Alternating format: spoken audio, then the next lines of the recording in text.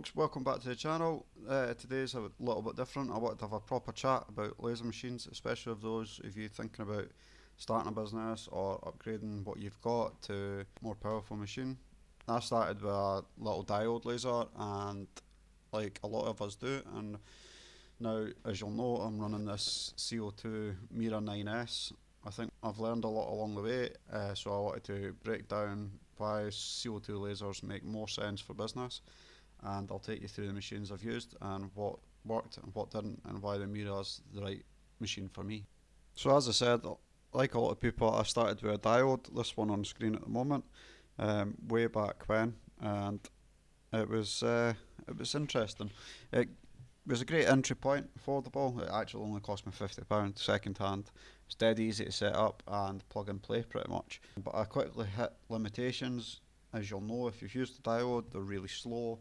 The power is really low, especially on the older ones, and I just wouldn't cut anything when I had my laser. It was purely just engraving. It was quite a low wattage one, and yeah, I basically outgrew it. The newer diodes though have came a long way, whereas before you really struggled to do anything with them. Successfully anyway. I certainly really struggled with mine. The newer ones, they're able to engrave some metals, uncoated. So with like the special pastes that you get, Serena is one of them that springs to mind, or maybe even just anodized aluminium.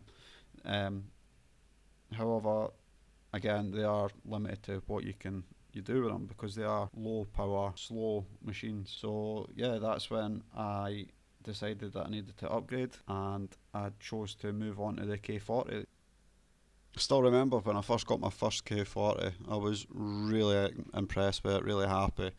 Don't get me wrong, I was really frustrated at times as well. If you've had a K40 in the past, you'll know just how much work these things require to get running properly and stay running properly. The focal point, the mirrors, everything, the beam alignment, the whole lot, it all requires a lot of time and patience to get running properly. When it does run, you can produce really good work with it. Here's some keyrings that I made. Yeah, I was happy with it, but I needed something bigger. It just wasn't big enough for what I wanted to make.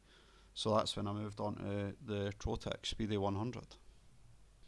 So after the K40, I was lucky enough to spend 3 brilliant years working with Trotec and the Speedy 100 through a sponsorship deal that I managed to secure with them. It was a massive jump in terms of build quality, software integration and workflow. It just worked, clean, consistent results, fast processing and excellent support. It definitely leveled up my game and gave me a sense of what a premium laser could do, but eventually that sponsor came to an end and I was on the lookout for my next machine. The Speedy 100 came with a ceramic laser tube, so there was no need for water cooling, and it had the inbuilt compressor as well, and like I say, it was just a fantastic piece of kit. You can see it here. I was just making a simple jig for business cards, if I remember correctly. But yeah, I really enjoyed using the Speedy 100. It was just the contract came to an end. So now we're on to the Mira 9S from Aeon, and this machine has honestly changed the way I work. It's fast, like 1200mm a second with a glass tube and 2000 with the RF tube.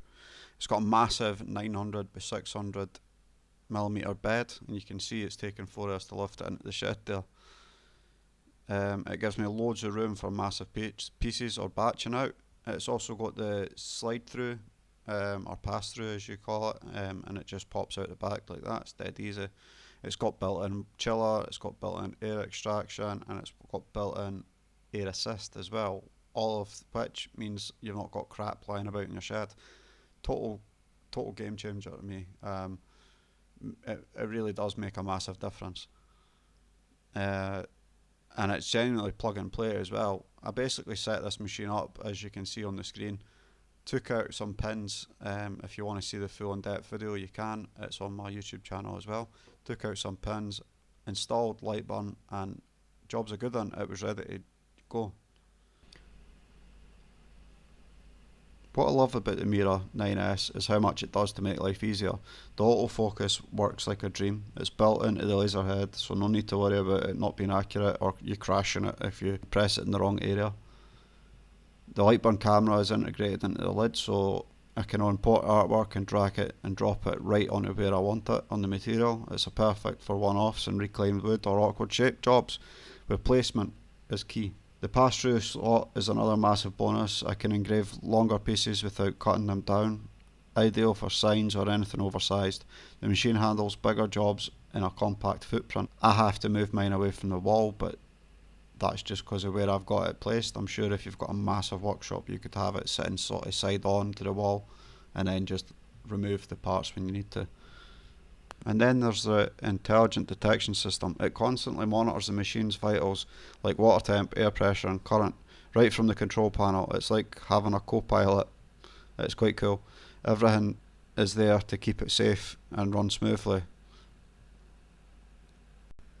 So you've also got, like I mentioned before, options with the glass tube or the RF tube, which means that you're going to get a faster engrave with the RF tube.